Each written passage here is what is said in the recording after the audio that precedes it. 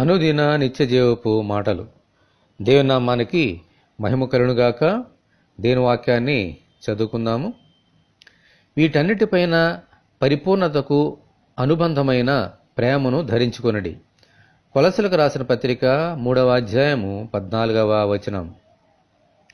ఈ లోకంలో పరిపూర్ణమైనది ఒకటే, అది దేవుని ప్రేమ.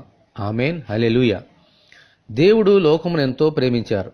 అందుకే ఆయన మన ప్రభువైన యేసుక్రీస్తును ఈ లోకంలోనికి పంపించారు. ఆమేన్. ప్రభువు మనల్ని ప్రేమించి మనము దేవునికి పరిమళ వాసనగా ఉండుటకు తన్ను తాను బలిగాను అర్పణగాను అప్పగించుకున్నారు. ఆమేన్, హల్లెలూయా. అందుచేత మనము కూడా ఆయన వలె ఈ లోకంలో ప్రేమ కలిగి నడుచుకొన బద్ధులమై ఉన్నాము. మనము సహోదర ప్రేమ యందు నిలిచినడలా దేవుడు మన యందు నిలిచి ఉంటారు.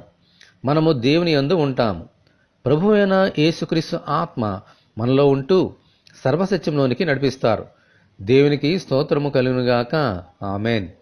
ఇటువంటి కృప కొరకు మనమందరము మన ప్రభువుని ప్రార్థన చేసుకుందాము.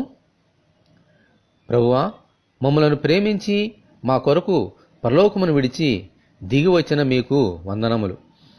మీరు మమ్మలను ప్రేమించిన ప్రకారము మేము కూడా మీ ప్రేమను ధరించుకొని పరిపూర్ణులుగా ఈ లోకములో జీవించినట్లు అనుగ్రహించమని, ఈ వాక్యము వింటున్న నీ బిడ్డలందరినీ అలాగున దీవించమని ప్రభువైన యేసుక్రీస్తు ద్వారా ప్రార్థన చేయుచున్నాము తండ్రి.